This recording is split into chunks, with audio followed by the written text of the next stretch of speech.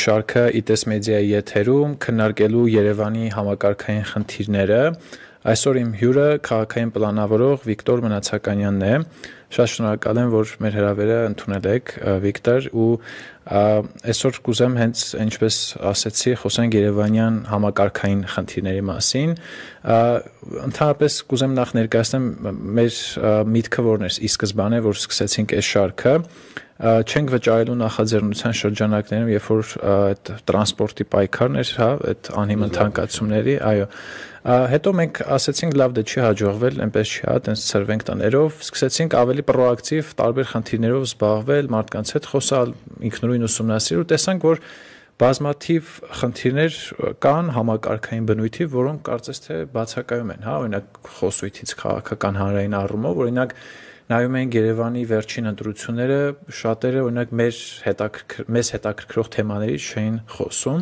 ու մենք որոշակի տենց օրակարգային հարցեր ենք ձևակերպել, բայց իհարկե մեր եթերը դրանով չի սահմանափակվում։ Դրա համար կուզեմ մեր նախորդ ուղիղ եթերի sense ռեֆլեքսիայի եզրակացությունների հիման վրա սկսենք մեր այս ուղիղ եթերի սկզբնամասը։ Մենք առաջին հերթին Հայկի հետ Աբրահամյան Երևան 782-ի անդամներից մեկի հետ խոսում էինք Երևանյան բնապահպանական խնդիրների մասին, իհարկե դա շատ լայն թեմա է, ու կուզեի առաջինը խոսենք հատկապես օդի աղտոտվածության խնդրից։ Ես այս վերջերս սկսել եմ Երևանի գործակարգավարական նիստերը նաև դիտել ուղիղ եթերում, ու այս վերջի շրջանում շատ այդ հարցը քննարկվում։ Տիգրան Ավինյանը միշտ ասում է, ինչ եղավ այդ քառամյա պլանը, կամ օրինակ Երևանում հիմա կարծես թե օդը շատ լավ վիճակում է, դեկտեմբերից պետք է զբաղվել եւ այլն։ Ես կուզեմ դուք ներկայացնեք Երևանի օդի աղտոտվածության հիմնախնդրի հիմնական պատճառները ու քաղաքային իշխանությունների մակարդակում մենք ինչ կարող ենք անել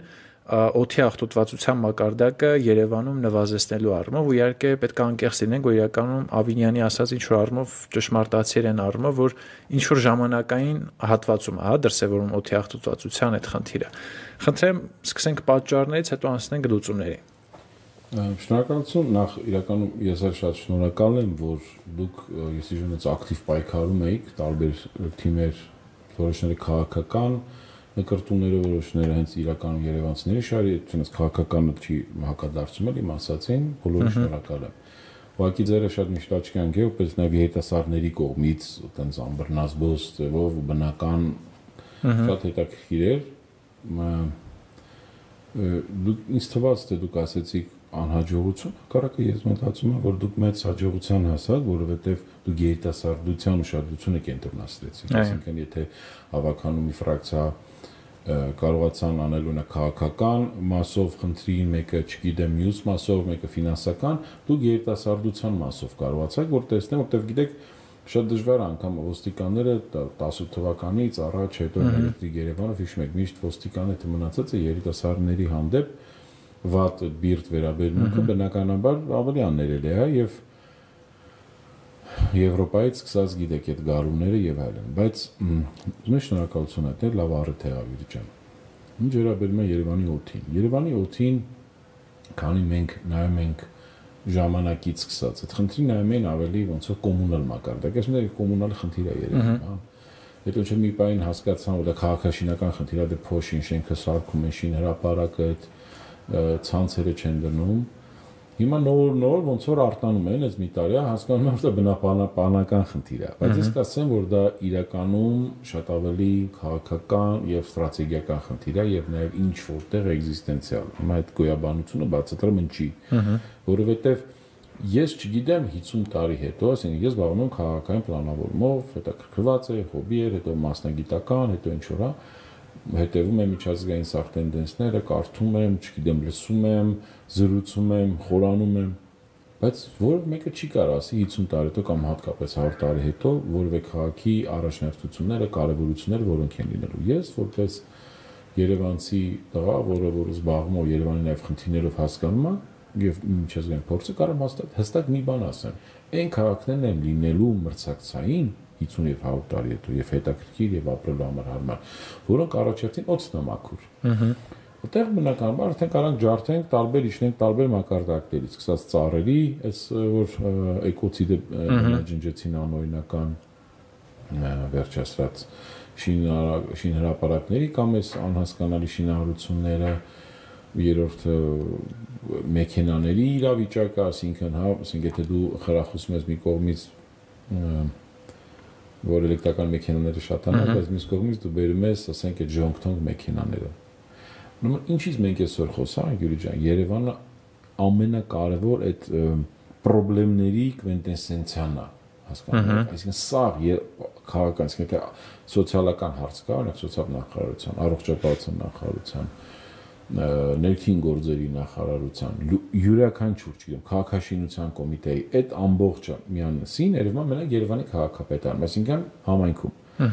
Որովհետև մանկապարտեզը դուք ոնց վերցնեք, կրթության ոլորտա, թե ասենք սոցիալական ոլորտա, թե մնացածը ավելի ուրիշ ոլորտ է քաղաքաշինական, յուրաքանչյուր տրանսպորտը վերցնեք, որ հիմա ամենամեծ խնդիրներից է, տրանսպորտը ինքը մի խնդիր չի, ինքը համակարգային խնդիր, այդ դա է ամենակարևորը, որ համակարգային մոտեցում ես չեմ տեսնում, գործակարգավարականը ավելի շատ ես եմ հետևում որոշներին արդեն, առաջ շատ ավելի ուշադիր է անկեղծ ասած, հիմա մենակ երբ որ տենում եմ, թե մերոնք նայում են, մեր թիմից ինչ որ բաներ պետք է ուղարկում են, որովհետև հասկանում եմ արդեն սխալ ճանապարհով են գնում։ Ես անգամ են քաղաքական տարբեր բևեռներում ենք եւ տարբեր դիրքերում ենք եւ մոտեցումներում, բայց ես մեկ-մեկ իրոք ուրախանում եմ, որ լավ բան է լինում, բայց շատ ավելի տխրում եմ ու որ ճակատագրական սխալ են անում, որ ձեռդ սխալ են անում, դա նորմալ է, բայց նորմալ չի, որ Երևանում օրինակ ընդհանրապես ոնց որ սա կառավարությունը նենց էլ մնացած մարզպետարանները եւ այլն, հատկապես Երևանի քաղաքապետարանը մի ձեռը չգիտի մյուսն ինչ անում։ Օրինակներ կարող յուրաքանչյուր ոլորտում։ Օրինակ վերջերս կրթության հետ կապված չէ, որ այդ գրքերում կար QR, հա, որ երեխաները պետք է հեռախոսում։ Հետո Երևանի քաղաքապետարանը ասում է մենք պետք է արգելենք։ Հիմա հարց է այդ երեխաների պահվածքը ոնց պետք է լինի այս պարագայում։ Գիտեք, դպրոցը շատ կարևոր բան է Երևանի համար։ Հիմա եկեք հասկանանք sense մի բան։ Մենք ժամանակին որ մասնակցում ենք 2 տարի առաջ ուղիղ 23 թվականի քաղաքական ընտրություններին, մեր հաղթանակուսակցությունը, մեր Վիկտորի պլանով առաջարկում ենք մի հատ բան։ Եթե մենք ուզում ենք տեսնենք ապագան, այդ որ ես առաջին ասում քաղաքները պետք է լինեն կանաչ եւ մաքուր օդով, միանշանակ, երկրորդը արդեն ես այդտեղ նեղացնում եմ, որպես քաղաքային պլանավորող եւ մեր ծրագրով քաղաքը պետք է լինի մարդամոտ։ Որն է դա։ Օրինակ չի կարող Երևանը լինի մարդամոտ, եթե այդ թաղի բնակիչները չեն գնում այդ դպրոց, չեն գնում մանկապարտեզ, այսինքն դու այդ ժամանակ նսպարությունը ստացվում մարդիկ ուզում են օրինակ որտեղ հարավ-արևմտյանից ուզում ես վերցրալ, ուզում ես Սավանում, ուզում ես Զեյթունում, չէ՞։ Եթե այդ մարդիկ այդտեղ ապրում են, ուղղակի գիշերը գալիս են, քնում են, դա չեղավ համայնք։ Դա եղավ ուղղակի քննատեղ, ինքը կարող գնալ ուրիշ տեղ հյուրանոցում է քնել։ Բայց եթե քո երեխան չի իջնում բակ, եթե քո երեխան չի գնում այդ մանկապարտեզ, չի գնում այդ դպրոց, եթե քո երեխան կամ դու ընդհանրապես չես սոցիալիզացիա այդ բակում,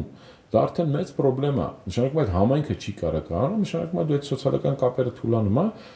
Չես է վաղուց որ պատերազմ եղավ, մեկ եկավ կանգնես քո բակին, ասում ես դե լավ թե ուրիշը պաշտպանի, բանակը թողա, պատոններ փակելու ես, մնաց գողություն տեսալու, հարևան երեխուն նեղացեցին չես բա, որտեվ ինքը քո երեխո չի խաղում։ Դու այդ երեխու ծնողին չես ճանաչում։ Իսկ մեր մասնագիտության մեջ օրինակ ինչ ենք ասում, որ մենք էնդորներ կամ ընդհանրապես Երևանը ցանկալի չի 5, 6 եւ 7 հարգից ավել, որտեվ 7-րդ հարգը հատկապես 6-ից այդ են վերջին հարկն է 5-ը իրականում պրակտիկորեն, որ դու կարողանում ես բակի գտնվողի դեմքը տեսնես։ Այսինքն դու տեսնում ես այս բակի մարդը, այս մուժ ժամին, որովհետև քո երեխաները խաղում են կամ հարևանի, դեմքով ճանաչում ես թե չէ։ Դրա համար ընդհանրապես քաղաքապետարանը մի բան տանի լույս անցկացնի։ Եվ երկրորդը շատ բարձր շենքերի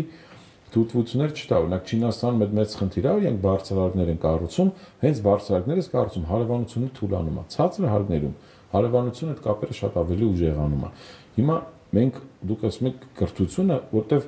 սխալ է, բայց հիմա նայեք ինչ եղավ։ Մանկապարտեզները սպասարկում են թաղապետարանները, պատասխանատուն լավ տենց ասեմ, սպասարկում են, չէ։ Քաղաքապետարանը անում է դպրոցներ։ Իրականում հիմա կրթության այդ նախարարությունը, այդ ԿԳՄՍ-ն ինքն էլ ստրատեգիան պիտի որոշի եւ այլն, բայց իրականում հիմա ամբողջությամբ որոշում է կրթության նախարարը, կարճ եմ ասում այդ նախարարին։ Բայց ընդհանրապես նախարարը չպետք է զբաղվի դրանով։ Դա համայնքային հարց է։ Այսինքն այդ թաղապետը ինքը պիտի իդեալական թիրապետի, օրինակ ինքը ունի 20 դպրոց, շատ չեն էլի նշի որ 20 մանկապարտեզ։ Ինքը պետք է այդ 20-ի տնօրներին ճանաչի, դայակներին ճանաչի, Ինչ ասեմ, դասիրակներին, դպրոցի լավ դասատուին, վատ դասատուից խնդիրներ ինքը նաև առաջ չկա, ընդհանրապես հիմա մեր թաղապետը դպրոցի տնօրեններ, մանկապարտեզի վարիչներ կապ չկա։ Թաղապետ ԶԱԳՍ-ի վարիչ չկա կապ։ Թաղապետ, չգիտեմ, անգամ զարմանալի բան կար ասեմ, նոտարական գրասենյակներ, կադաստր, ռեգիստր, որը տարբեր նախարարությունների տակ, բայց իրանք պետք է ունենան մի հատ ակտիվ, որ իրար հետ կապի մեջ լինեն, որ այդ համայնքը ձևավորվի։ Ասենք Ժողովուրդ ջան, լավ, եկեք գնանք գոնե տարին անգամ խաշ ուտենք։ Հասկանանք, ի՞նչն է մեր խնդիրը մեր վարչական շրջանի, բայց դա կարծես նրանից, որ այդ վարչական շրջանն է շատ արհեստական, որտեղ Երևանը ինքը այդ ինքնություն իմանալից է թաղերն են։ Բայց չես կարող ասա ջարդես, որտեղ 100-ից ավելի թաղ լինի, չես կարող ամեն փոքր բակը, որ պատմական թաղը չես կարող նշանակես, մաքսիմում լիազոր ունենաս, բայց մենք այդ լիազորն է փչացրեցինք, այդ լիազոր ինստիտուտն է։ Իսկ երբ որ դա չլինի, երբ որ դու արդեն գնայր այդ լիազոր փոքր ռեալ թաղապետեր ոչ թե 10%-ին, ան հիմնական լինեն 50 հոգի կամ 40, խնդիրը հասկանայր, ասել որ նա գնաս կոնդը ունենար թաղապետ, ամեն անգամ ասում չի, որտեվ կոնդը կենտրոնի Երևանի ամենահին թաղամասերից ամենակարևոր, որտեղ ինքը պրոբլեմատիկ է, ինքը ինչին է կոնդ դառը, ոչ մեկ չի հարցնում կոնդը խի դարավ կոնդ, մենակ իա տես դիրքը չի, որտեվ իան գետոյի պես սարքեցին, կողքը ամբողջ ինքը բարձր տեղ է, շենքերով պատեցին, մուտքերը փակեցին բոլոր հնարավոր մեքենա, ժամանակին կոնդում ավտոբուս է գնացել, տրանսպորտ տեղ է, կոնդում ապտեկա է եղել, չգիտեմ, խանութ եղել, գրադարան եղել, տուալետ եղել, ոչ մի բան չկա հիմա, բացարձակապես հասարակական կոնդում որևէ բան չկա։ Մենակ կոնդեցն են, վախացնում են վատաներով շուշու ձեր տնից ախի գնացեք, բայց հիմա լավը մի քանի տեղ արդեն կոնդում կաֆե է բացվել, ռեստորան, մարդիկ դեռ կարող են ունենալ, քաղաքի կենտրոնում փող աշխատեն, խեն ծախում։ Բայց այդ եմ ասում, կոնդի ձայնը չկա։ Այդ դրա համար կոնդից իմ տասի մի րոպե, այս գիծը, որ դու Պարոնյանից հանում ես, տանում ես Լեո մեզ, հարցել ես, որտեղ ստեղ 30 աստիճան ավելի շատ է, իսկ աստիճան որ դուք պատկերացնեք, ամեն մի աստիճանը քաղաքական պլանավորման մեջ մեծ խնդիր է, ամեն մի աստիճանը, անգամ 12 սանտիմետրանոց աստիճան է, թե 15 սանտիմետրանոց աստիճան է։ Բայց օրինակ էլի վերադառնալով բնապահպանական խնդիրներին, հատկապես օդի աղտոտվածությանը, օրինակ ես ինձ համար բացահայտում էր, որ Երևանում այդքան հանք կա, որը կարելի ասել խթանում է, որ օդի աղտոտվածության մակարդակը ավելի բարձրանա, բայց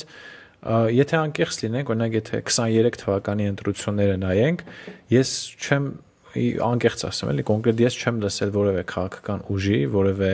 ընտրությունների մասնակցող ներկայացուցիչ, որ առաջարկի համակարգային տես լուծում,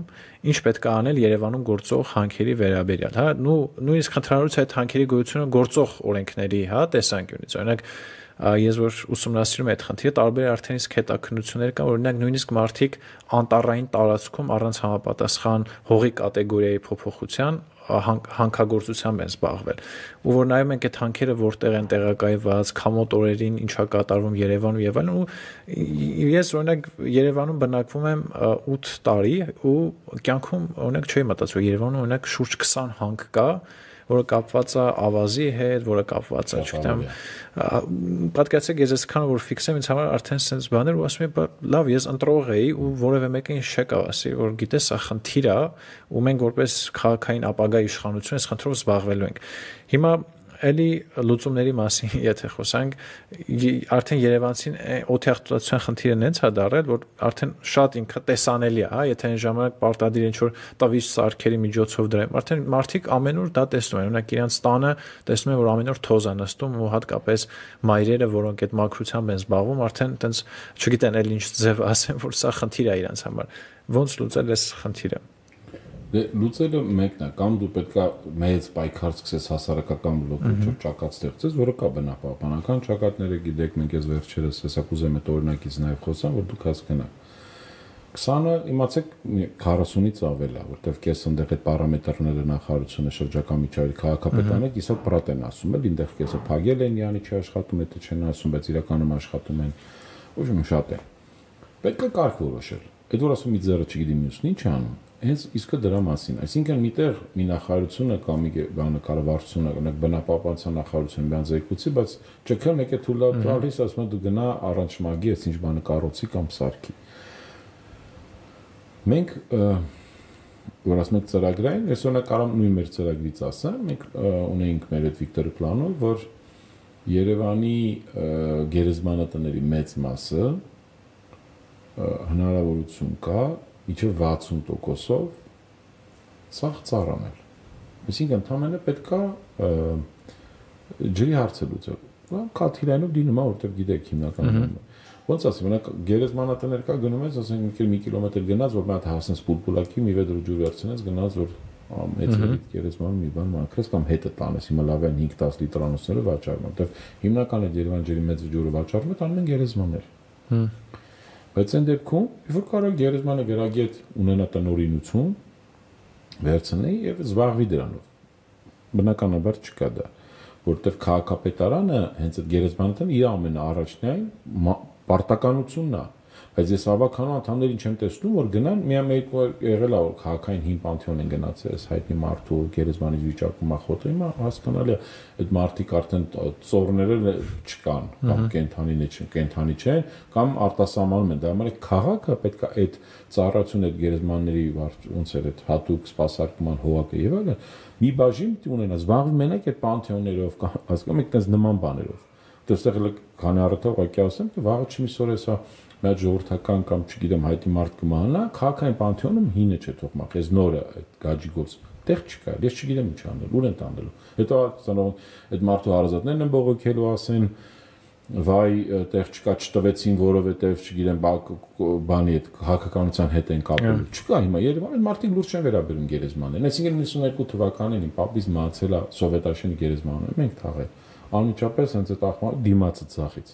Ամենավերջին մոտնա Սովետաշենի գերեզմանի։ Խնդրում եմ գնացեք նայեք 92 թվականին ոնց կար ժանգոտ, ծուռ, ռեշոտկեքը, կեսը քարերը թափած, կողքնե կանգառը։ Մենք գնացեք այդ կանգառը, որը սպասարկում է այդ հարազատ բարեկամներին։ Տարին 12, մենք գնացեք, տեսեք այս 30 քանի տարվա մեջ մի բան փոխվել, այդ կանգառը ոնց ժանգոտ կար։ Ոնց այդ վիճակը դարպասներու չէ, ու բայց բարձրաց գիտենք, չէ, ինչքան քրական գործեր կա այդ գերեզմանատներում, մարդկա ասում օրը $10,000 փող աշխատու եւ այլն։ Որտեղ այստեղ այդ ինչի չեն խոսում դիսպեչերականին, այն դա եմ ասում, ինչի դրա համար մենք սխալ ճանապարհով ենք գնում։ Մի քանի, ասենք, այսօր դուրս եկե հարգելի պարոն քաղաքապետ, չգիտեմ, անցաչափած կամ այսօր քանի հատ ինձ հետաքրքրում քանի հատ ավտոբուս եկե, քանի հատ փչացած, քանի հատ չեղած, հասկանում եք, դրանք սխալ ինֆորմացիաներ են իրակ տանում։ Այսինքն Երևանի քաղաքապետանում հատկապես 2018 թվականից եւ հատկապես այս վերջերս, որտեղ ժամանակի մենք ուզում ենք փոխենք 18-19-ին, որևէ փոփոխություն չեղավ։ Ոնց նույն հոգնած այդ հին անիմաստ վարչությունները կարտենց մնացին, ոնց անիմաստ այդ հողակները կան, այսինքն իրանց աշխատանքը չգնահատվեց։ Բերեր մասնագետները, ասել վարչությունը ոնց աշխատում, այս հողակը չկան, Երևան տրանսը ոնց աշխատում, այս մեկը խիչ ենք միացնում, խիչ ենք դում, խիչ ենք նորը բացում, խիչ ենք խառնում, որևէ ոնց այդ 91 թվից այդ ծանր հիմնարկը եկավ հասավ սովետից, այսինքն մի հատ 91-ին չվերաիմաստավորեցին քաղաքապետանը, մի հատ էլ 2018-ին, դա համար շատ դժվար է, բալաստը շատ է, չեն կամ սխալ բաներով շատ են ժամանակ ծախսում, այլ օգտականին չեն կա, ուտե մեկու մեջ էլ եմ այտենց վիզուալ լինում է, բայց դա ընդհանրապես տակտիկական քայլ է, ստրատեգիական չեն անում, իսկ ես ասած փոշին, ինքը ստրատեգիական հարց է։ Հիմա մենք Վիկտորի պլանով առաջարկում ենք, ասում ենք եկեք սա գերեզմանատները ծառանենք, իրենք մեկը անել են, ուրիշ շանս չունեն։ Բայց այսինքն գերեզմանատները փոշին կներեք ունենք նույն Սովետաշենից կամ Շահիմանից, գալիս է այդ կողմերից, որտեղ ամեն մեկի կողքը 4-5 հատ քարի արտադրամաս է, 4-5 հատ բան է։ Հիմա եկեք ավելի գլոբալ մտածենք։ Այսինքն ես ճիշտ հասկացա, որ գերեզմանատների հենց գերեզմանատներում գերեզմանատների շրջակայքում ծառատունկ անելը մասսայական կարա լուրջ ազդեցություն ունենա։ Գերեզմանը զբաղվում է գերեզմանի մասի ընդամենը, օրինակ 30%-ը։ Այդ մի հատ եկեք ծառ դնենք։ Գնանք ստիպենք արդեն հատկապես մեծ մասը հին գերեզմաններում։ Խնդիր չկա տեղ, որտեղ եթե չանենք, անցած օրը գնացել էի էլի թողմախի գերեզմաններ, արդեն այլանդը աճում։ Այլանդը ինքը ինվեզիվ ծառ է, ագրեսիվ, ինքը ոչ ջուրը կա, ոչ տնգելը, բայց արդեն աճում է, դա նշանակում է դու դրա դեմը չես կարող առնես։ Իսկ այլանդը, որ երևանցիները պատկերացնեն ինչա, 30-40 տարի հետո եթե մենք այլանդի դեմը չառնենք, ինքը ագրեսիվ ծառ է։ Փոշու մեջ կարողանում է արմատա աճել, հասկանում, քարերի մեջ։ Ինքը կանաչ կտա հաստատ ավելավա քան այդ փոշին, բայց ինքը մնացած ռիսկի է ենթարկում, սա Երևանի կանաչապատման եւ ծառերի ընդհանրապես բալանսը խախտում է։ Բայց եթե լինելու ավելավա մենք ան ջունգլի է դառնում, բարձ ասեմ, այդ այլանդները են սուրը սաղին թվում է լավ ծառ, բայց ինքը պրոբլեմատիկ, տենց խառը ծառ է։ Ինքը դա լինելու է, բայց դա քաղաքապետանը պետք է անի, որտեվ եկեք սարքեք ոնց է ժամանակի մեքենայի համարի ամենամեծ գայի NVD-ի փողերը դա չէ, համարին ծախում։ Հիմա համարը սարքեցին օրինական, այլ մեկ ուզում է գերեզման առնի, հնարավորություն տվեք այդ մեկը գիտենք որ կա, չէ, $1000 կլինի, թե 5000 կլինի, թող, բայց այդ փողը բերեք դրեք այդ գերեզմանի մեջ, ջուր անցկացրեք, մաքրություն արեք, լուսավորություն արեք, 1000 հարց կա կարան անեն, բայց էլի չեն անում դրանով։ Այս համակարգային խնդիրը ծառը նայեք, բերեցինք, կապեցինք, փոշինք, քամի, դե 3 անգամինի գալիս է, այդ ընթացքում արդեն մի 10 ցեղ կողքեր աշխատել են, դուք ասում եք հանք, բայց մի քանի ցեխը կարող այնքան գործանի, 3 հանքը չկարողանա այդտենց փոշյանի։ Դիմացելի սովետաշեն օրինակով վերեմ, սովետաշենի աղբավայրն է, ինքը բարձադիր գոտում է, քամին բերում է, սովետաշենցի գոնթանապես ընկել են կրակետ, միանշանակ է սովետաշենում այդ մարդկանց պետք է ամենամից չգիտեմ, կամ գույքարկից ազատեն, կամ մի բան անեն, որտեղ այդ մարդիկ տանջվում են, կամ այդ Էրեբունի ներքին հարակից տեղերը, չէ՞։ Բայց ինչ են կամ, ուրեմն սովետաշենը, եկեք սարքեք բանը, այդ սովետաշենի վերամշակման գործարանը, որ ասում են ում վերավաճառ է, թող վաճառեն այդտեղ գա գաջի գործարան դիմացը, կա ցեմենտի գործարան կողքը եւ այլն, հա, տարբեր։ Այսինքն այն մարդիկ, որոնք որ կեղտոտում են օդը Երևան, իրանք ֆինանսավոր են, կամ կարան գրանտ վերցնեն կարապետություն, իրանք էլ սպառեն այդ էլեկտրաէներգիան։ Այսինքն ընդհանրապես սովետաշենով Երևանի այդ աղբի վերամշակման հարցը կարելի է լուծել մի քանի գործերով, որտեղ ինչքան ամոթ է դու գնում ես քաղաքային Պանթեոնի մոտով գնում ես, գաջի գործարան, ցեմենտի գործարան, իրար հետևի շանկը, փոշի, կեղտ, երբ գնաս, տենց է եղբայր։ Այդ հիմիկվա նոր այդ Դավիթ Բեկի վրա նոր բանի դիմացնել, այդ որ սենց շոր թեքոտ ես գնում, այս կողմից գաջն է միշտ թափումը, թե չգիտեմ անձրևա փոշի է եւ այլն, այս կողմից էլ մեկը բերը արմատուրներ օգտագործած ինչ որ բան է, սև մետաղ է վաճառում։ Երևանի քաղաքային Պանթեոնի դիմաց, բայց դա պետք է քաղաքապետը տենց ինքը տենց պատվախնդիր լինի այդ հարցում։ Թաղապետը չգիտեմ Էրեբունի գնան ասեն եղբայր արես քեզ տանք ուրիշտեղ հող տանք, այս մուտքը բացենք, բերենք ավելացնենք սիրուն մուտք սարքենք քաղաքային Պանթեոնի։ Այս է հարցը, նույնն է մեր համար քաղաքային Պանթեոնը դուք հասկանում եք ինչքան կարևոր է Երևանը։ Մեր համար լուբոյ հայ։ Բայց խնդիր չկա բանի առումով հանքերի շահագործման ստանդարտների, այսինքն պատասխանատու հանքարդյունաբերության խնդիր չկա Երևանում, այսինքն բացի այն որ մենք կանխարգելիչ կամ ինչ որ բենեֆիտներ տենց տվող բաներ ձեռնարկենք, այնուամենայնիվ չենք տենում որ օրինակ շատ այդ հանքագործներ, հա, հանքարդյունաբերությամբ զբաղվողներ ուղղակի եղած ստանդարտները չեն պահում, այսինքն խնդիր չկան է որ մենք չենք կարող նույնիսկ վերահսկենք որ եղածը զուտ իրանք պահեն ասենք օրինակ համապատասխան պարիսպներ չկան այդ հանքերի շրջանում ասենք նույնիսկ սովորական մարդը կարա ասենք ինչ որ ժամի մտնի դուրս գա եւ այլն ինչ որ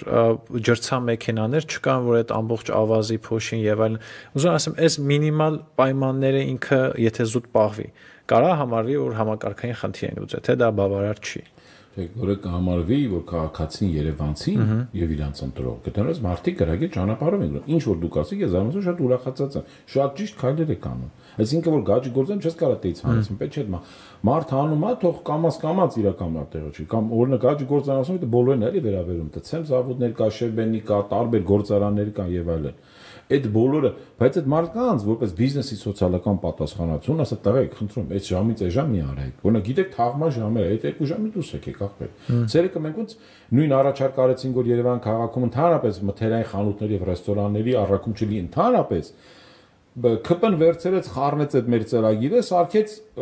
տոնաժը փոխեցին։ Այսինքն այն մարդը, որ 60 հատ, չգիտեմ, սպրինտեր ուներ, գնաց 60 տեղը առավ 120 հատ բուտկամասվիչի չափ, չէ, Volkswagen, ես իմ Շկոդա ավտոներ։ Այսինքն նույն խնդիր եղավ, նույն երկրորդ շարք։ Կանգնում են ավելի շատ աշխատող եղավ, ավելի շատ ծանրաբեռնվածություն եղավ, ելեմ ասում։ Մի ձեռը չգիտի, որտեվ քաղաքային իշխանությունները եւ քաղաքային պլանավորում ընդհանրապես Երևանում չկա, տրանսպորտի մասնագետ ընդհանրապես Երևանում չկա։ Չեմ ասում մնացածները Մարդիկ տենց մի օր որոշում ինտերնետից մեկը կարող է քաղաքապետի օգնական բան որոշի, գնա ասի շեֆ ջան, sense կարող ոնց որ լավ բան, դա բան թարգմանեք, բայց որտեղ ավականում քննարկումներ չկա, այդ հանձնաժողովներում գիտեք ինչ տոքսիկ վիճակ է, առաջ չի գնում, քաղաքը չի զարգանում դրա համար։ Իրան քաղաքապետան պրոցեսից թվում է, որ իրան կարան ծակերը փագեն, դա ուրիշ նախարարություն կարան եկամ, երբ որ դու մանդատ չունես ռեալ, ինչ որ անկապն է, դեսի միշտ պաշտոն են քեզ տվել, դա կարելի փոխվարչապետ կամ ոչ ոք չի հասկանում, քո գնահատականը չի տվել քո աշխատանքի։ Բայց քաղաքապետը չես կարող անընդհատ տենա որ դու պրոբլեմ ունես։ Այդ դա է հարցը։ Այսինքն դու կարա սիրուն տենց հակած գնա չեմ բան բացես Facebook-ում լավ աշխատի քո մամուլի բանը, բայց մեկը տենում է որ պրոբլեմ է։ Օդը կեղտոտ է, տրանսպորտը շատ է ու գնալով շատ անում, այսինքն օդ ավելի է կեղտոտվում։ Տրանսպորտը շատ է, նա մի անգամ այս վերջերս Սարյանի վրա այդ իրանց կաֆեներից մեկում հավաքվել էինք, դա ինչ որ քննարկում էր, եկել էր կենտրոնի թաղապետներ, վարչության պետներ, բնապայելի մարդիկ Զարմանալի մեծ մասը ազգությամբ ռուսներ մեր որ հիմա համակարգացիներ ընենց հետաքրքիր պրոյեկտներին առաջարկեն նույն օթի էլ սկսած որ 100 դրամանոց ամպիկ էր ոնց որ կոչում կարա ստանատ կպցնես հոսանքին մասնած գոնը դու օգնես ու կարած դալ կպցնես քաղաքի ցանցին չէ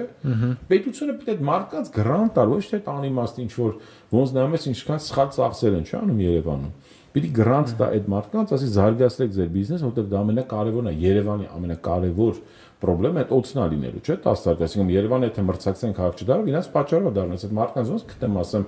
դե հիմա նույն կասկադի խնդիրը։ Ես հարցային չի որ կասկադի խնդիրը մենք այդքան անհանգիստ ենք, ի՞նչն է։ Չենք ասում մենակ այդ մի սարքեք, որտեղ դա բանի հերինակային նախագիծ չի, չէ՞, որտեղ ջամատ ֆրանսիացու եք տվել, առանց տենդերի, առանց բանի։ Հարցն է որ կասկադի կողքը հիմա որ ինքը ավելի մանումենտ է դառնում, չէ՞։ Այդ բանից միջև մատենադան ընկած 10 հեկտարից ավել, ուզում են կառուցապատեն։ Դա միակ տեղն է, որ կենտրոնը ամենաբարձրադիր գոտին։ Սարալանջն ու դա այդ մասը նորքից, հա, անած։ Եզակին որ մենք արանք տնկենք այնտեղ 100-ավոր 1000 կամ 1000 ծառ, հիմա դե շենքեր ալինելու, որովհետև քաղաքապետարանը որոշել է, որ պետք է այդ կասկադի շենք հավարտեն, դե ասում որ դիստանք այդ մարդուն տանք փողը։ Այդ սխալ է։ Երևանցին եւ երիտասարդությունը ոնց որ դուք այդ շարժումը արեցիք, չէ՞, չենք վճարելու։ Նույնը պետք է գնանք ասենք չենք թույլատրելու։ Մենք ժամանակին ունենք պահպանում Երևանցով խումբ ունենք, քանի տարի այնքան շատ հետաքրքիր պրոյեկտներ են կար, բայց ես հիմա հասկանում եմ որ դա պետք է զարգացնել։ Հիմա երբ ուզենան օրինակ հայ փոստի շենք ուզում է քանդի։ Չի կարա մի պաշտոնյա Երևանում կամ անգամ վարչապետը ոչ այդքան ճարտարապետությունից, քաղաքաշինությունից, էլ չեմ ասում գեղագիտական հարցերից այդ կրթությունը չունի, գիտելիքը չունի, կարգին խորհրդականներ չունի կողքը։ Ինքը ոնց է որոշում, որ հայ փոստի շենքը պետք է քանդեն։ Ինքը ոնց է որոշում, որ Օրբելիում 535 հարգանի շենք պետք է լինի։ Մատից բացատրեք էլի, այդ ոնց է լինում։ Եվ Օրբելի փողոցը ինքը նեղ այսքան փողոց է, ինքը կապ է Բաղրամյանի Կիևյանի հետ։ Դուք պատկերացնում եք, որ Օրբելիում լինի 535 հարգանի շենքեր, հələ մի 10 հատ ուրիշ շենք, հələ մի հատ մոլ է լինելու, հələ էս անելու։ Երևանը արդեն կանգնած է։ Դուք այդքան տեղը օրինակ ուզում եք մեկը 35 սարքի, շատ բարի եղբայր գնա Կորյուն բանը Լուսավորի Սուրբ Գրիգոր Լուսավորի Ճարշակունյաց Ագաթան Գեղոսը ցիրկի մոտի բանը քանդի ստորգետնյա սարքի ով ուզում անի արա դա Արշակունյացում շենքերի թույլտվությունն է տալի շատ բարի փոքր կենտրոնից հեռու է խնդիր չկա կարծես բարձր 10 բայց այդ ամեն շենքից դու փող վերցրել որ այդ Արշակունյացը մի օր մտնի գետի տակ ծերից էր այսինքն որ դու ցիրկի մոտից մտնես կինո հայրենիք դուրս գաս ինչի՞ ես պետք է տենց երկալ պրոկեքով գնամ ես չեմ ուզում նայեմ հասկանում մոլ չեմ գնալու խանութ չեմ մտնում չգիտեմ այս թաղ չեմ ուտ այդ Արշակունյաց արդեն կանգնած է էլի Միասնիկյանի Իսակով Լյուբոյ օրինակով որ հիմա վերցնենք խնդիրը կա այսինքն 7-8 տարվա մեջ է սա մի հատ ստորգետնյա որևէ բան չարեցին հանգույց ժամանակին մենք հələ այդ գոնե այն ծելն էին քննարկում այդ Նժդեի բանի չէ դա կինո հայրենիքի հակառակը ստեղից է պետք է սկսել լիքը տեղեր կան որ դու պետք է մտցնես անընդհատ պլանի գլխից սկսած մարգը կարող վաղուց միսօր որտեվ դու չես կարա քաղաքի վրա անդադ ճանապարհ սարքես որ գնացել են շատ եվրոպական կամ Դուբայ բան եւ այլն քաղաքներ ճանապարհի վրա ճանապարհ սարքել տեղ ամենալավ օրինակը մեր Բաղրամյան փողոցը եւ կապում է Կոմիտասի կասանի հետ, չէ՞։ Խայտարակություն է, բայց այդ պահին հնարավորություն չեմ ունեցել, քաղաքը կանգնած եղել, թունելը լավ ասարկեցին Օրբելի եւ էդի, բայց դա մի օր պիտի քանդել։ Բայց պետք է ինքը մտներ գետնի տակ, որտեվ այդ սիրուն Գևորգ Թամանյանի գծած այդ Երևանի ամենասիրուն դրժբայ հրապարակը բարկ խայտարակությունը լրիվ չասեց։ Հենա Սաղաշարը սկսած հիմա արդեն ասում են գետնի տակ, ուզում ես գնաս, ասենք որտեվ քաղաքը մի քիչ տենց է։ Դու հիմա Միասնիկյանով իջնում ես, կամ պիտի մտնես Խանջան, կամ պիտի մտնես ստիպված պրոսպեկտով այդ երկու քո կարիդորի փողոցներն են, որ դուրս գաս գնաս օրինակ դեպի Օթանովական։ Գետնի տակով արա, ինքան պետություն է, ոչ թե մետրոն պետք չի, այդքան որ դու մենակ աջափնյակ $300 միլիոն յան կարան ծերիցերը փողոցները գետնի տակ մտցնեն, հասկանում եք։ Շատ sense հարցեր։ Այդ սա իրար հետ փոխկապակցված է, Յուրի ջան, բնությունը տրանսպորտը ուղղակի ինձ թվում է մարդիկ նաև այն խնդիրներին որ այսօր առերեսվում են այսինքն որ հենց զգում են էլի այդ խնդրի ազդեցությունը իրենց վրա ուզում են այդ հարցերի պատասխան իմանան ի վերջո դրանք լուծումներ ունեն թե չէ օրինակ մեր մյուս այդպես խնդիրը որ առանձնացրել էինք այդ ջրահեռացման համակարգի խնդիրն է Երևանում օրինակ վերջին տարիներին մենք դեռ մենք որ ինչ որ անձրևներից հետո, հա, ինչ որ լճակներ են ձևավորում ու այն կարգի լճակներ, ու նույնիսկ կարելի է իրանց անվանակոչել, հա, ինչ որ տենց այսինչի լիճ եւ այլն։ Հիմա շատերը տենց པարզ լուծում են ասում են դե պետքա զուտ հեղեղատար համակարգը մաքրել, ու ես տեսնում եմ, որ Facebook-ում մարդիկ կա, որ ցույց են տալիս, որ այդ հեղեղատար համակարգերը ուղղակի չեն մաքրվում, հա, այսինքն եթե չեն մաքրվում, պարզավոր լճակները պետքա ձևավորվեն։ Բայց խնդիրը մենակ դրանում է, թե համակարգային էլի շատ դուրս լուծումներ են։ Պետք է օրինակ Կամո Արենին, որ լսում ես, ինքը ասում է, որ չգիտեմ 20% ուղղակի մի կերպ սպասարկում 80% այդ ջրահեռացման կոյուղատար համակարգի նույն համակարգն է, հա, երբեմն կոյուղատար ու ջրահեռացման համակարգերը նույնատիպ են, այսինքն մի տեղով համ անձրևաջրերն են գնում, համ կոյուղաջրերն են գնում եւ այլն, ու մենք նաեւ վերջերս իմացանք էլի մեր տենց ոնց ասած sense մեր ուսումնասիրության արդյունքում, որ փաստորեն այդ կոյուղատար համակարգի ամբողջ հոսքը թափվում է Երևանից գետեր ու ընդհանրապես Հայաստանի Հանրապետությունում այդպես 95%-ը մոտավոր մեր կոյուղատար համակարգը թափվում է գետեր։ Այդ օրինակ ինձ համար sense վաու էր, էլի ոնց կարա տենց բան լինի, որ կոյուղատար համակարգը առանձին գիծ չունենա ջրահեռացման համակարգից եւ այլն։ Հիմա Էլի ես խնդրի մեջ խորանալով, եթե էլի լուծումներ առաջարկենք, Երևանում կոնկրետ, երբ որ ամեն անձրևից հետո այս լճակները առաջանում են, նույնիսկ այդ ձեր ասած ստորգետնյա ճանապարհներ կան, ուղղակի ավտոմեքենաներ կա, ուղղակի այդտեղ մնում են այդ անձրևաջրերի պայմաններում, ինչ լուծում է պետք Երևանին, արդյոք սա համակարգային խնդիր է, թե ուղղակի գործ ունենք էլի հանցավոր անտարբերության հետ, այսինքն զուտ մեկին հարցնում ես, ասում է Վիոլյանը պատասխանում է, մեկին ասում է ջրագիտության հետ։ Բայց համակարգային է ինքը խնդիր, թե հեշտ լուծման արժանի, այսինքն զուտ պետք է այդ հեղեղատար համակարգերը մաքրել, թե իրականում ինչ որ նոր խելացի, օրինակ ես որ Հայկ հետ խոսում եմ, ինքը ինչ որ հետաքրքիր գաղափարներ ասում էր, օրինակ մայթերին, sense ինչ որ գոտիավորումներ ա պետք, որ ջրի ոնց որ ջրի հոսքը ասֆալտի վրա հնարավորինս պետք է նվազեցնել։ Օրինակ հետաքրքիր լուծումներ կան, որ շենքերի վրա են ինչ որ համակարգեր դրում, որ այդ ջուրը կլանում են, չեն թողնում գնա ամբողջովին փողոցներով այդ լճակների ձևավորմանը նպաստի եւ այլն։ Հիմա սա համակարգային խնդիր է, թե զուտ էլի հանցավոր անգրագիտության մարդիկ չեն ուզում գործ անեն, մաքրեն այդ հեղեղատար համակարգերը եւ այլն եւ այլն։ Երևանում չդատապարտվի մեկը այդ հանցավոր անգրագիտության համար, մեզ ոչ մի բան չի ստացել, վատ բան եմ ասում։ Եթե մենք խոսում ենք այդ ձեր ասած ջրահեռացումը եւ այլն այդ սաղ կոմունալ Երևանի քաղաքապետանի կոմունալ բաժնի մի ենթաբաժին է։ Այդ ամենափոքր տեղերից մեզ մոտ կա ձախողում։ Ուրեմն որ սա ուղղակի առանձին երկար հաղորդում պետք է լինի մենակ այդ բաների հետ կապված էլի, բայց մոտ ընդհանուր կարճ ասեմ էլի օրինակը։ Քանի մենք ձեր նշած օրինակ խոսում ենք Կամո Արյանի, չէ՞։ Հարգանքի արժանի մարդ, եզակի պրոֆեսիոնալներից, բայց ամենամեծ խնդրեմը ինքն է։ Գիտեք ինչով։ Իրար լինելով ինքն երեխեքի պես մեծացել է սաղին, ծնողներ կան, չէ՞, մինչև 30 տարեկան երեխեքին վայ մեր երեխեն, այ ախպեր, Արյանին տարեք Արջանիա նախարար նշանակեց սաղից 10 գլուխ լավ կաշխատի, բայց այդ քաղաքապետանից մարդը դուրս գա, որ վերջապես դրանք գործով են անել։ Չեն կարում, այս քանի տարի է, 10 տարի է նենշով միշտ է։ Հա մարդ են բերում։ Վերջում հույսը դնում է պարոն Արյան, դուք ասեք, պարոն Արյան, հաստատ մի բան խելոք տակից դուս կգա կասի, դե սենց է, 20%-ը մի օր կասի, 50-ը մի օր 30-ը, բայց մարդը տիրապետում է, բայց այդ գիտությունը շուտվանից հասել է առաջ։ Մենք հիմա որ նստած խոսում ենք կոմունալ ծառայություն, հաստատ MIT-ում կամ Գերմանիայում կամ Հոլանդիայում հաստատ մի բան է, չէ՞, Հոլանդիան, որ ասենք իր մեծ մասը հողի ջրի մակերևից ցածր է, բայց այդ մարդիկ ո՞նց են այդ հարցը լուծում։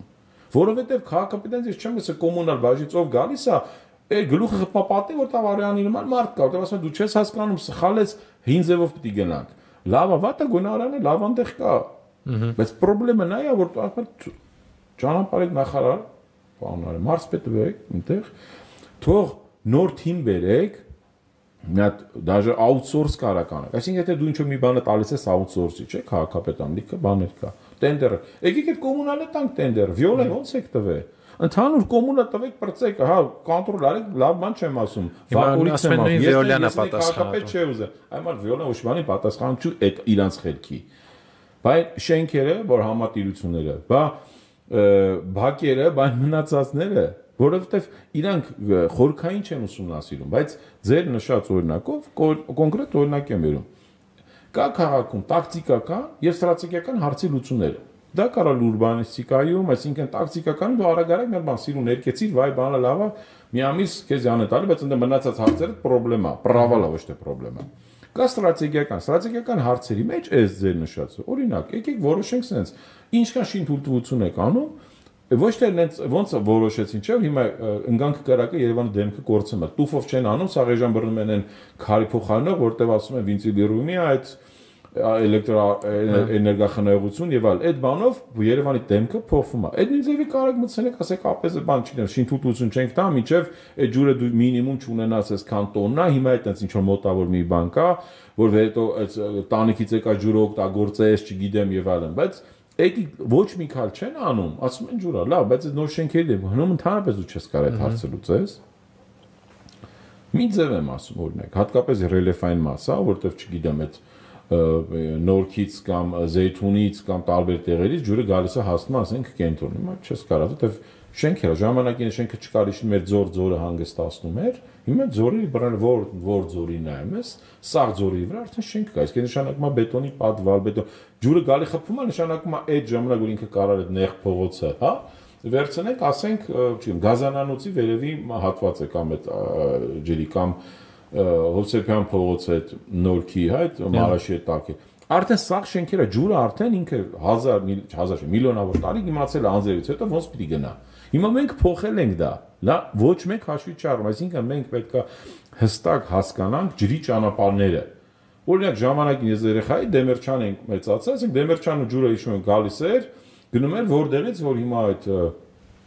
Փարաջանովի շենքն է սարքում, չէ՞։ Փարաջանովի թանգարանի կողմերը այդ գալիս էր այդպես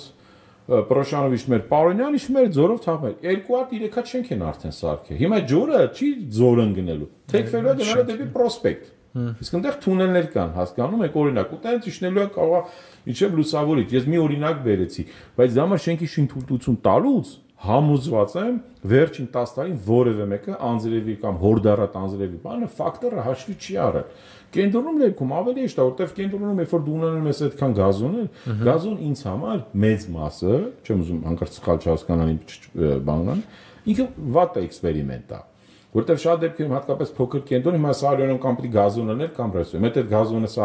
Սարյանի գազոնները պահենք, Սարյանը երբեք այդ սիրուն բանը չէր ունենա կաֆեն, որտեղ բայց նայեք Երևանին ինչքան մեծ բլուս տվեց, չէ՞, սկսած ֆինանսական, վերջացած բոլորի։ Երկուսը մի տեղում հնարավոր չէ։ Հնարավոր է, բայց այդ դեպքում շատ գերագետ քաղաքային պլանավորում ապեք, որ այս մարդիկ չունեն։ Այսինքն Երևանը պետք է ունենա շատ կարևոր նոր փաստաթուղթ մասնագետների կողմից նշանակված ռազմավարական մաստեր պլան։ Երևանը քանի խոսում է գեյմ պլանի մասին, դա հին ճարտարապետական անհասկանալի անիմաստ թուղթ է։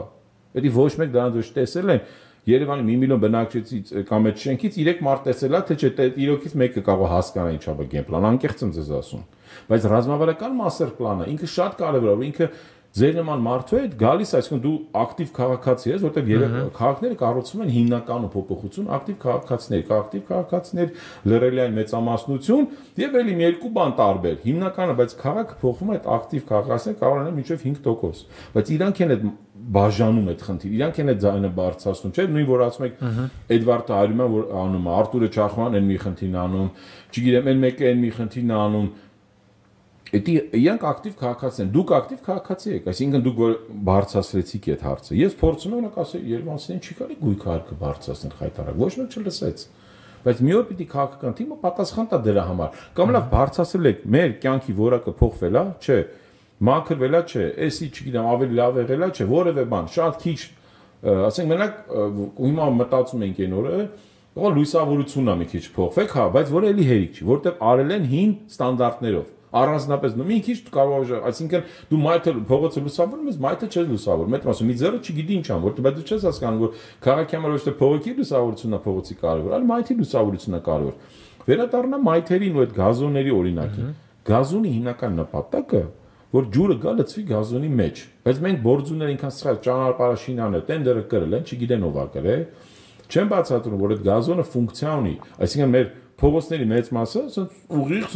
անում են օրինակ, բայց ինքն նախ է թեկությունը որոշ տեղեր գրագետարված չի, որ նա գնա այդ հեղատարների մեջ լցվի։ Երկրորդ հեղատար ինքը պետք է ամենավերջին տարբերակը։ Եթե ամեն հարցին 15-20%-ով որ ասել է պարոն Արյանը, ինքը այնպես ոնց ասեմ, պիտի ասեն պարոն Արյան, հարգելիս, գազոնների հարցը, դե մենք ժամանակին խոսացել ենք այդ հարցը։ Եկեք նենց անենք, հատկապես որ օրինակ օղակաձև այգով մենք կարանք այդ սաղ եկած բաները հանգստացնենք, այսինքն չես կարող լրիվ հեղը հանգստ, այսինքն եթե հեղը կարած հանգստես գազոն է, որ հողը ջուրը ինքը այնքան շատ խոնավ ջուր է տանում, որ այդ մեծ դիամետրով բանը տրուբանները չի կարա տանի, հասկանում եք, չեմ ասում։ Հանրային մեծ պուրակի տենց խնդիր էլ ունենք, չէ՞։ Եթե գուցե այդ եթե լիներ, մենք այդ խնդրին ինչ որ ոնց օրինակ օղակաձև, ինչ որ հանրային պուրա օրինակ ես վերջերս նայում էի Թբիլիսի օրինակը, այս վերջերս օրինակ այդ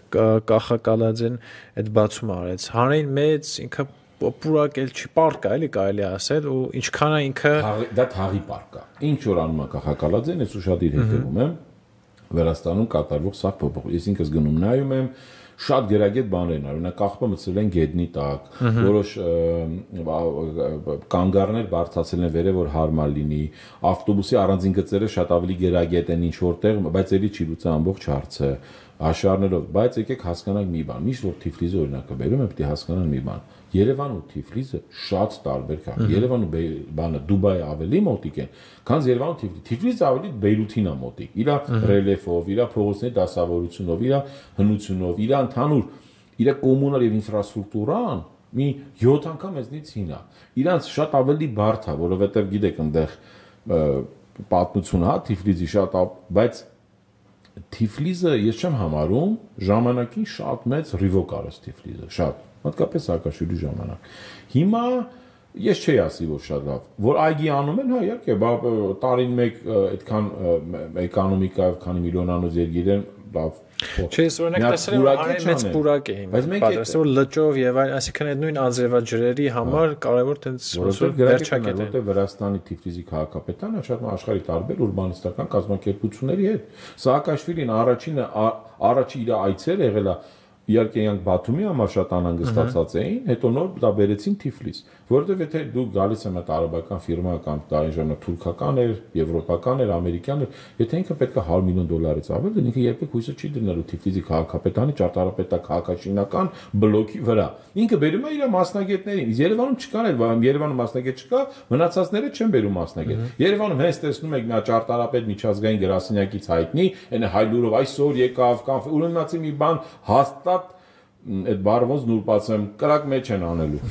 հասկացաք հաստատ ուրեմն մի հատ ղուշա սև ղուշա ֆռում մի հատ լավ պատմական շենքի վրա ուզում են քանդեն քողարկվեն այդ եկավ Զահա Հադիդի չգիտեմ գրածնեք սուպեր կինո Զադից աշխարհում Նորմա Ֆոստեր աշխարհը մի լավ ես իրանց ցավը տանեմ սարի բայց թող ոչ մեկ իմ համար իմ մեր սիրած հայ ճարտարապետից լավը այս պահին չլինի որովհետև իրանք են կառուցել իրանք են այդ Երևանի ինքնությունն ու ձևը տվել մեր սաղ ճարտարապետը իմ համար ասենք նույն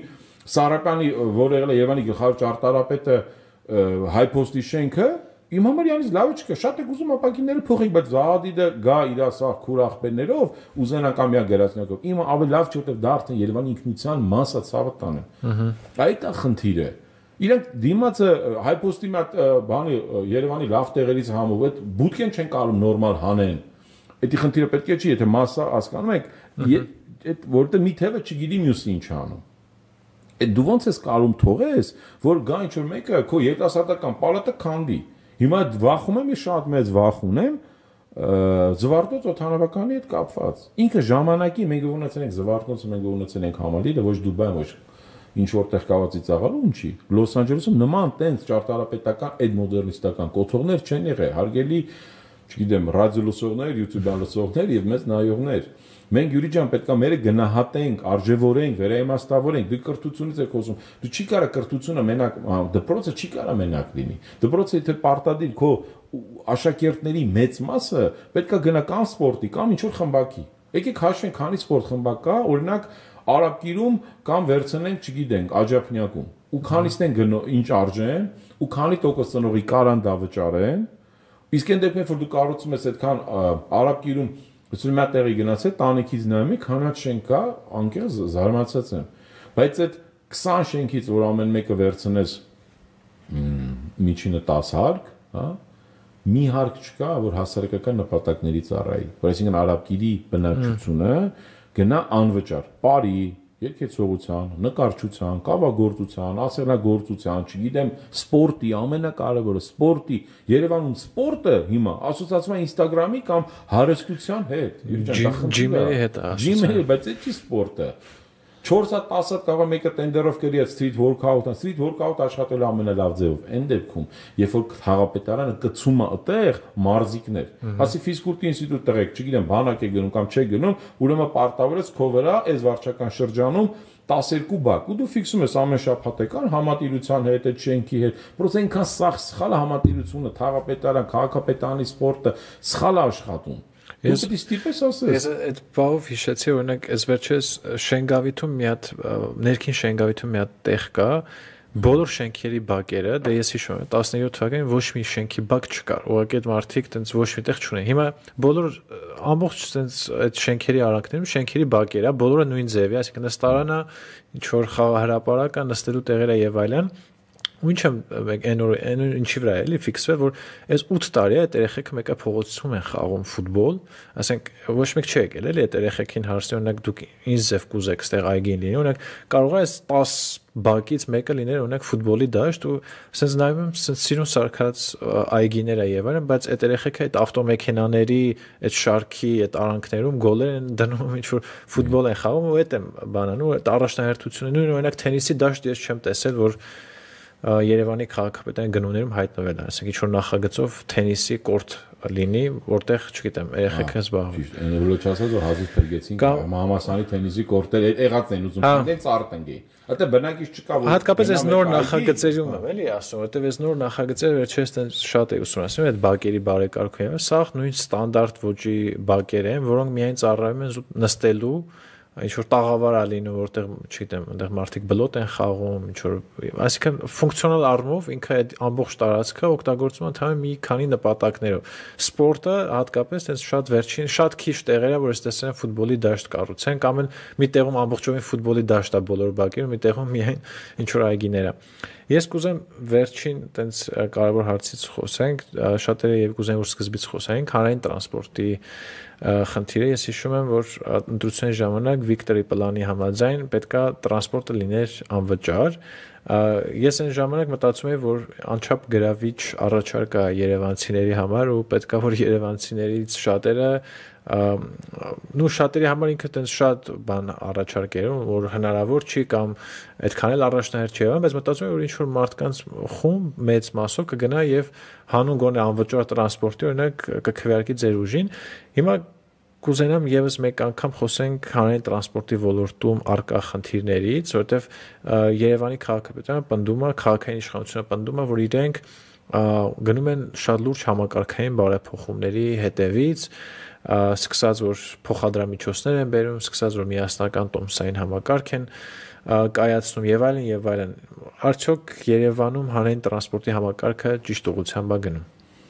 Չի կարա ճիշտ ուղղությամբ գնա, որովհետեւ Երևանում կա ամենամեծ խնդիրը։ Երևանի այսօրվա քաղաքապետարանում,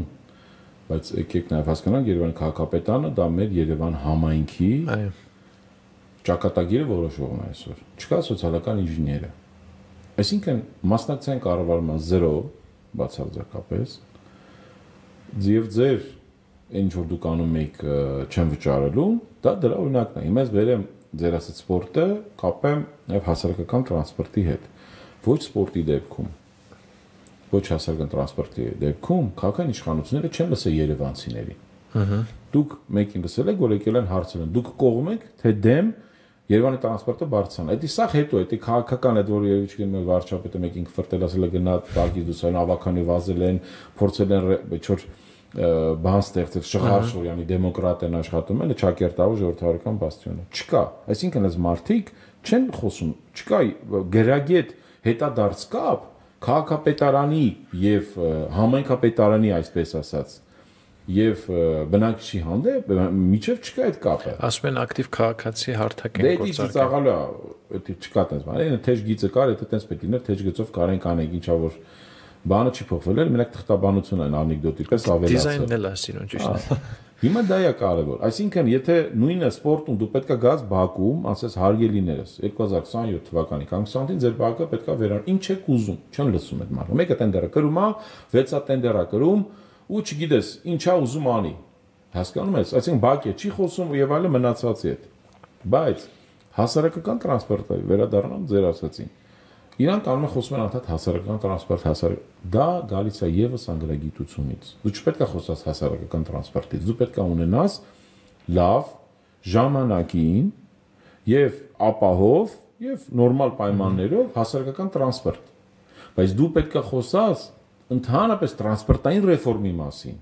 Այդ դա է կարևորը։ Դու փոփոխություն կարաս անես ամեն օր։ Դու կարաս պիլոտային ծրագրեր անես ամիսը մեկ, բայց դու ռեֆորմ կարաս անես ընդհանրապես քո քաղաքական այդ տված ժամանակաշրջանում ընդհանրապես մի անգամ։ Բայց իրանք արդեն այդ ռեֆորմի պսևդո կամ իմիտացիան արդեն պրավալեն տվել, որտեղ իրանք գնացին սխալ ճանապարհով։ Եթե մեզանից վերցնում եք մեր ծրագրի առաքման մեքենաները պետք է հանենք, եկեք մեզ կանչեք գանք նստենք խոսանք, դուք հրավիրեք որպես բանակցող, միջնորդ, մոդերատոր, ես իրանց հետ խոսամ, բացատրեմ։ Ասեմ, որ հարգելներս հասարակական տրանսպորտը կարա լիներ,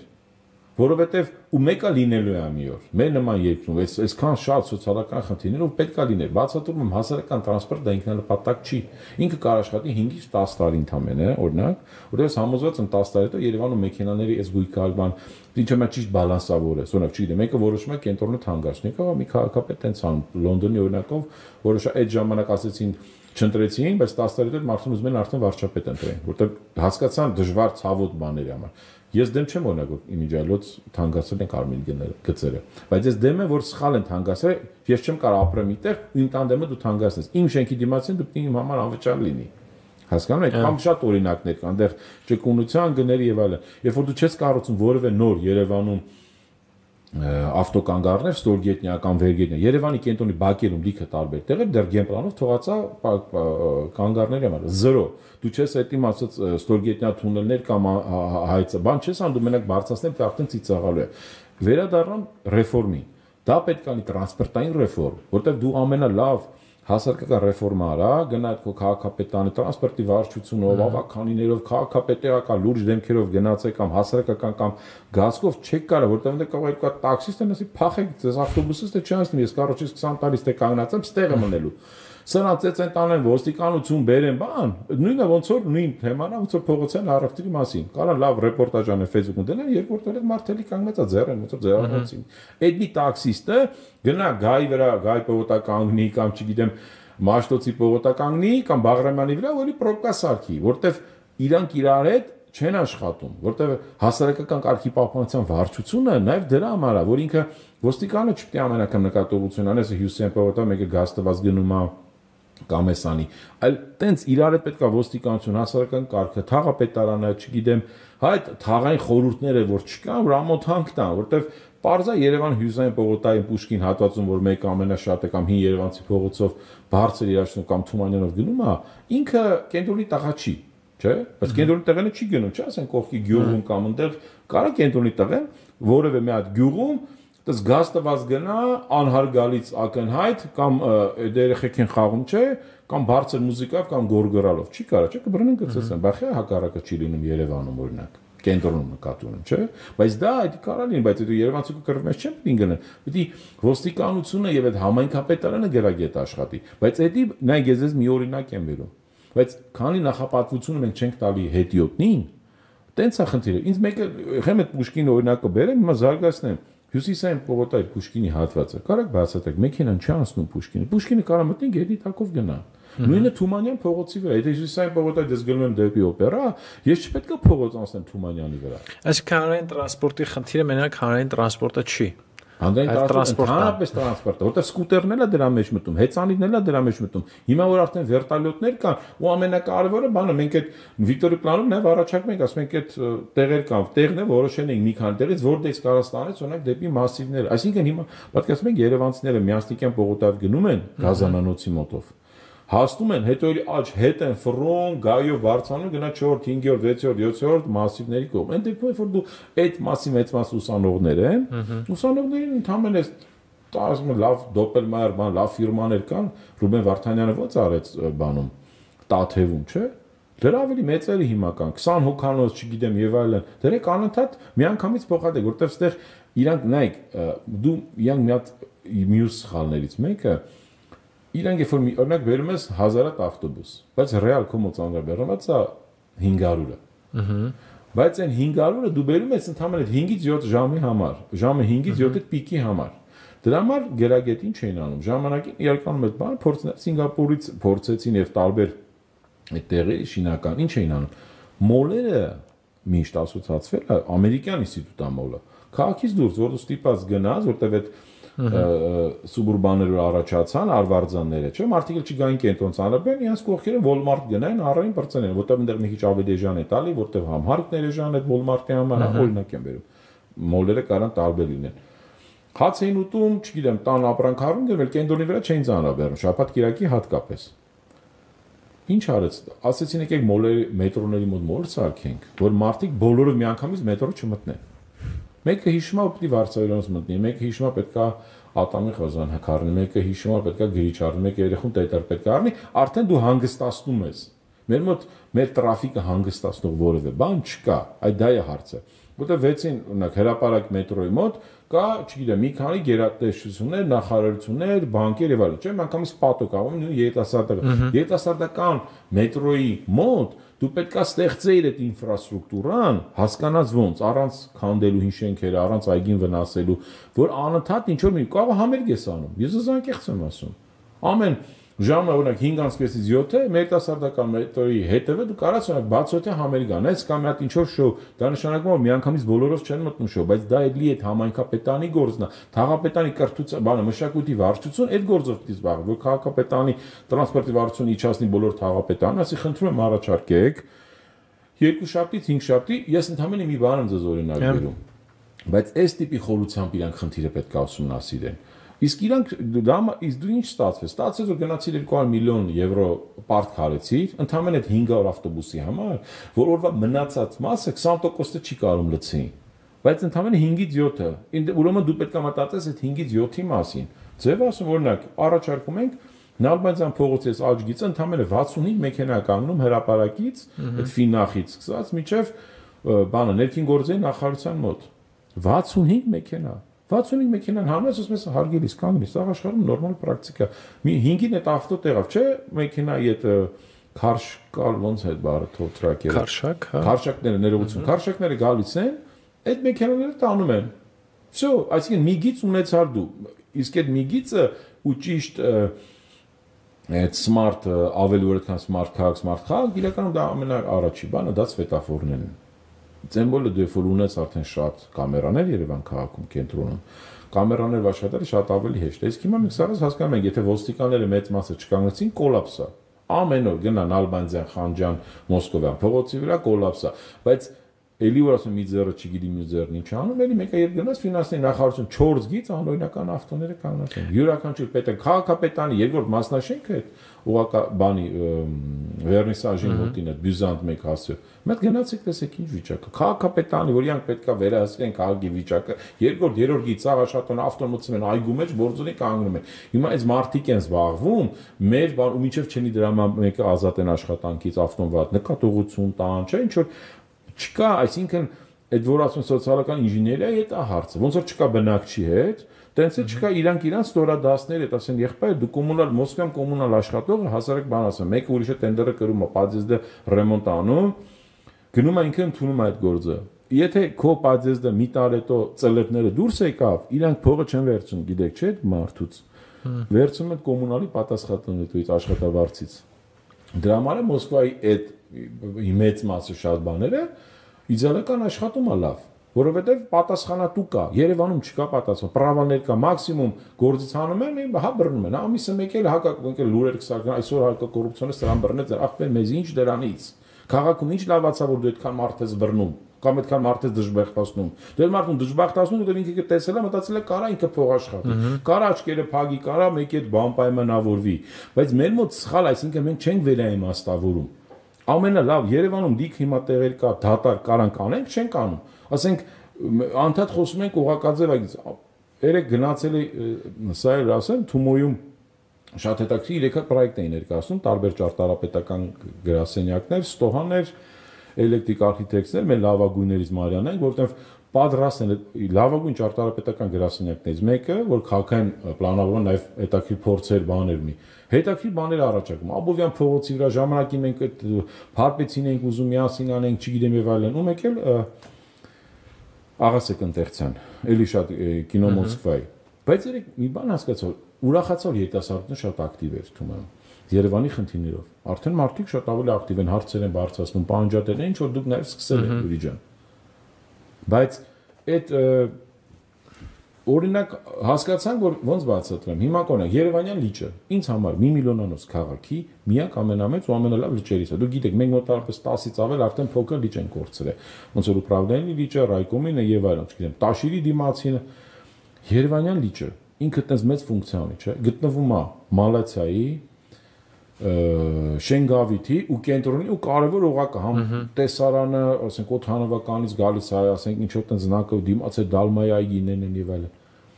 Չի կարող աշխատի, ուզում ես $10 միլիոն դիվ։ Եթե ինչ որ լույս չլինի գիշեր, լույս չկան դե գիշերը։ Նու ինչ որ կա խայտարակություն է։ Ասես գնում ես այդ լույսերի նայում ես բլոճները, լույսերի վրա սարը որ երևում է, էլի տարիով ծառերը չորացած չեն սարքում։ Դե ծառերը մեծ մասը չորանում են, որտեվ սխալ ջրա բանկա մի բանկա մենակ մի բան են արել նորմալ զուգարան բայց այնց խայտարակված զուգարանը լավ անդրմա լավ տղակա դավոն մենակ այդ դավոն չլինի այդ Երևանյան լիճը կորացա բայց ինքը դավոն է զուգան գրանցված է Շենգավիթի կարծեմ կոմունալի վրա բայց գոնը մեկը կա այդ կառավարման համակարգային սխալը որտեղ Երևանյան լիճը պետք է ունենա տնօրեն ես ունեմ դե հող ուզում սարքեմ կաֆե միջև կաֆե չլինի դե ոնց է դիմացի մայթ է Ռերիկոմը կա ռեստորաններ բայց չեն աշխատում որովհետև պետությունը չի աջակցում իրան որ աշխատի ես համոզված եմ Երևանյան լիճը դառնալ է մի օր Երևանի ամենալավ տեղերից որովհետև ինքը լավ մայթ է կենտրոնից կարած քայլես գաս հիմա այդ Նորագյուղի այդ կարմիր կամուրջը արդեն սիրուն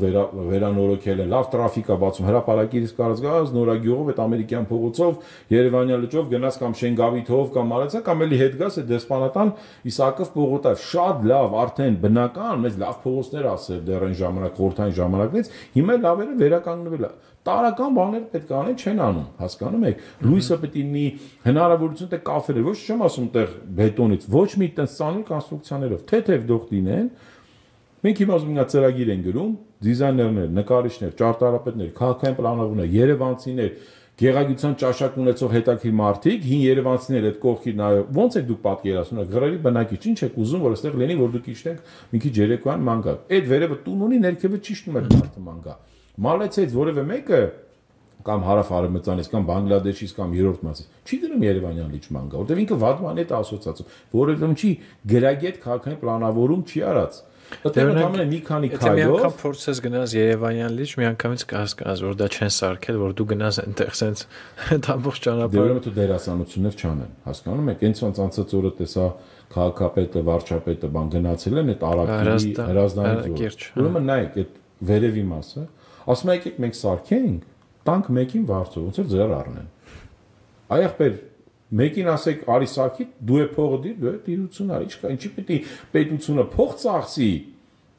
Դու ոնց որ ասես արի ես $100 միլիոն դնեմ ավտոբուս բերեմ դու արի աշխատասրա կամ ինչի մենք վերցրեցինք այդ ավտոբուսները մեր վրա ինքը նորմալ աշխատում է մարդկանց կանչեր ասել գազել մի առ այս ավտոբուսը որտեվ 10 հատ ֆիրման ավելի միշտ լավ կաշխատի մրցակցություն Հասկանում եք, քան մի հատ պետական ֆիրմա, որտեղ տրանսպորտից երբեք աշխատում ոչ մի երկիր, ոչ մի քաղաք, մայրաքաղաք, հատկապես տրանսպորտից երբեք փող չի աշխատել։ Ինչ ենք մենք մտել սոցիալական, biz դրա համար է ասում եթե հանրային է տրանսպորտը ընդհանրապես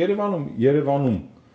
հնարավորություն ունի 20 հատ մանսարդա վաճառել, իսկ Երևանում տես կարաս մի 20 տարից վաճառել։ Բայց մի ճշտում էլի, այդ ձեր ասած անվճարը ենթադրում էր, որ հանրային է տրանսպորտ, սեփականություն հանրային, թե մասնավորին դու հանրային, եթե պետությունը, բայց ես եթե լինեի քաղաքապետ, հաստատ եթե լիներ վճարովի, ես պետության Իսկ եթե հանրային է պետք է հնարավորինս անվճար մատ չլինի։ Գազելները, նայեք, ախր իրականում ով ասեց որ գազելը վատ բան է։ Մի հատ նեմ անկեղծ։ Ով ասեց։ Դե անհարմար է։ Օրինակ ինձ իրականում անհարմար չի, հակառակ ինքը որպես պարատրանզիտ, իհարկե ինքը ուրիշ բան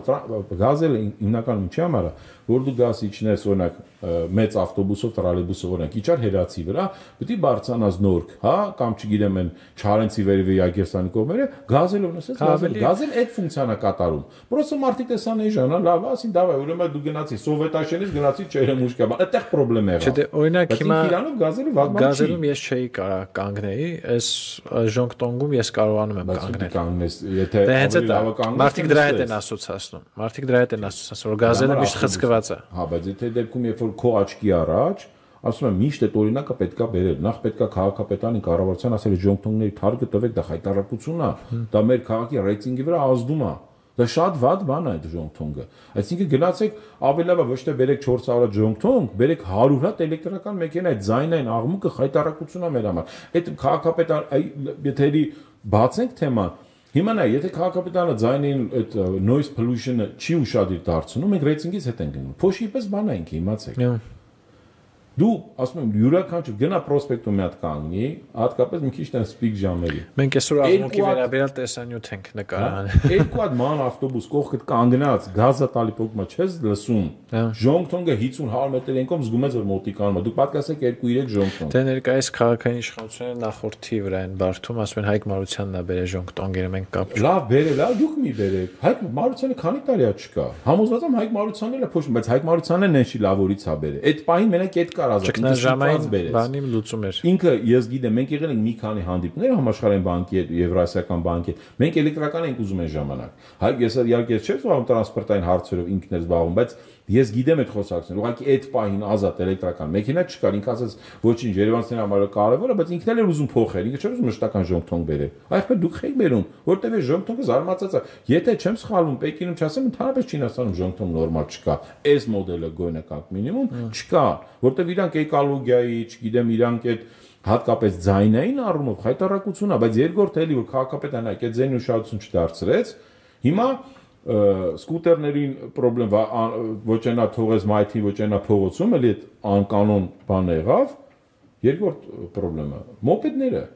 որտեվ երբ որ այդ առաքիչներն եղում են շատ եմ հնդիկների հետ խոսում ասում եղբայրս խայտարակությունը դու սովոր ես կարող է այդ ձենին մենք սովոր չենք դա սխալ բան է հիմա 10 դարավ 100 դարալ է 1000 այս մոպեդը ձենը փոխում է Երևանի հասկանաք սա ինդոնեզիան չի չգիտեմ էս այդ խառեն երկրներում որ տես վատ իրավիճակ է մենք տես խնդիր չունենք ինչենք ասում ենք էլեկտրականի վրա նստես ասում էլեկտրականի վրա նստում ինչ չեն տանում քշում են վերես ուրեմն խնդրեմ կա չէ ուրեմն քաղաքապետարանը տրանսպորտի վարչությունը պետքա կանչի այդ առաքիչների ինչ որ պրոֆսայոզի նման ստեղծի նախ քաղաքապետարանը պետք է նպաստի որ ստեղծի միջավայր չես կարող 1000 խոսասի իհարկե կանչի համապատասխանը իրանք մարդկանց ասի ժողովուրդ եկեք որոշենք հիմա էլեկտրականա թե ձենով էլեկտրականը վտանգավոր է ձենով է Երևանի հետ անիծում է այս ձեները արդեն կենտրոնի կամ եթե էլեկտրականը ճիշտ է ինչպես անենք որ այդ մարդկանց անվտանգությունն է ապահովենք այն անցած օրը Գերգիևն էր եկե ազգային ֆիլհարմոնիկում համերգեր պատկերացնում եք այդ կամերային տիրավիճակը սենց ինչ-որ սենց ուրեմն ձենից ավտոբուսի ձենը դրսից մեկը ընդից ինչ-որ ակարդեոն է նվագում մեկը սինտեզատոր է միացրել մեկը ինչ ասես լծվեց այդ համերգին բայց հասկանում եք սա մեր ազդում է մեր մայրաքաղաքի մեր Երևանի հեղինակության վրա այս է մեծ խնդրեմը նայեք տրանսպորտը ես բերեցի կապեցի Արամ Խաչատրյան համերգասրահի հետ բայց քաղաքային իշխանությունները դրա մասին է պետք է մտածեն այ դա է հարցը որ ասեն եկեք կնի ժոնգտոնգը չանցնի ես օրինակ մի օրինակ եմ ձեզ ասում որ այդ մի քանի ժամը ինչն է օրինակ բերում թող չանցնեն որ շատ են բայց չկա այսինքն այդ մարդիկ իրանք չեն ուզում այդ ինժեներիայի մեջ մտնեն իրանք ուզում են սիրուն ռոլիկներ նկարեն իրանք ուզում են սիրուն ինչ որ տակտիկական քայլեր անել են պատներ կեն էս անեն այն անեն բանկա լավ է բանկա վատ է բայց ով է որոշում որ այդ նույն պատը պետքա որոշի օրինակ մի մարդ դրա համար ամենայն հարգանքով չեմ ուզում որևէ մեկին նեղացնեմ բայց դա պետքա որոշի գեղարքական խորհուրդը վերջապես Երևանը չէ ամեն վարչական շրջանը պետք է ունենա գեղարքական խորհուրդ ես ապրում եմ կենտրոնում ես ուզում եմ իմ նման եւս 10 մարդ կամ 20 մարդ ինչ որ մի հատ հասկանանք ինչ որ ինչ լեգիտիմ ձևով, ընտրվենք ամեն մեկս մեր գեղագիտական մեր թաղի գեղագիտական խորհուրդում, որ մի օր թաղապետը գա, ես եմ դառնում ախպեր 60 տարեկան եմ թաղը սիրում, չեմ ուզում ոչ պետական գործ, ոչ բան, դասախոս եմ աշխատում, բայց ես ուզում եմ, երբ որ մեկը եկել է շատ փող տալի, ասում է ես ուզում եմ օպերայի գլխի մի բանկի ռեկլամ դնեմ։ Ես ասեմ, կողմեմ թե դեմ ու բացատրեմ խեմ դեմ, որտեվ այդ պահին թաղապետը լավ բան է ուզում ան իրոք։ Բայց ինքը այդ գիտելիքը, այդ փորձը մա թող առանձին կարծիք լսի, թաղապետը գնա քննարկի դա չգիտեմ, փող քաղաքապետի հետ կամ քաղաքապետի հետ նայել գնա վարչապետի հետ, որտեվ ասում չէ դե վարչապետը սպախվել 100 միլիոն փող է տվել դոլար, մեզ օրինակ եմ ասում, ինչ օպերա չենք, որտեվ չզարմանանք մի օր կարա լինի։ Այդ գեղագիտական խորհուրդը չպետք է խոսասի ախպեր Թումանյանի թանգարանի կամ Մարգարյան ծննդատան կամ օպերայի վրա կամ ազգային պատգամասում դու հերախոսի բաներս բերում դնում այդ գեշ անտենաները, բայց դա գեղագիտության հարց չի։ Այդ տեսնում եք որ սրանք արդեն քաղաքի հարց են, սրանք համայնքի հարց են։ Այն նայ որ Երևանը չի կարող դառնա համայնք, այս դա է խնդրեմը Յուրի ջան։ Իսկ տրանսպորտը բանը հավատացեք լուծելու է։ Փոշու հարցը շատ ավելի դժվար է, շատ ավելի երկար ժամանակ է պահանջում, շատ ավելի մեծ ներդրումներ եւ մեծ կոմպետենցիա եւ գիտելիքներ է պետք դրա համար։ Բայց նայեք մենք մի ժամ խոսում ենք, մի ժամ արդեն հասկացանք մոտավորապես ծեր երևաց աղբանությունից սկսած, սովետաշենի աղբավայրի հետ, չգիտեմ, տրանսպորտի հետ, հեղատարների հետ, գազոնի խնդիրները, կաֆե, ռեստորան, անընդհատ կարանք խոսանք, բայց սա Երևանը, իրանք պետք է հասկանան մի բան, Երևան խնդիրները երբեք չի բրցնել, ով ուզում անի քաղաքապետը։ Ինքը օրակարգային հարց է, անընդհատ գալիս է, պետք է օրական կարողանաց որոշում կայացնես։ Չի կար, բայց եթե հիմա ձեզ ասեմ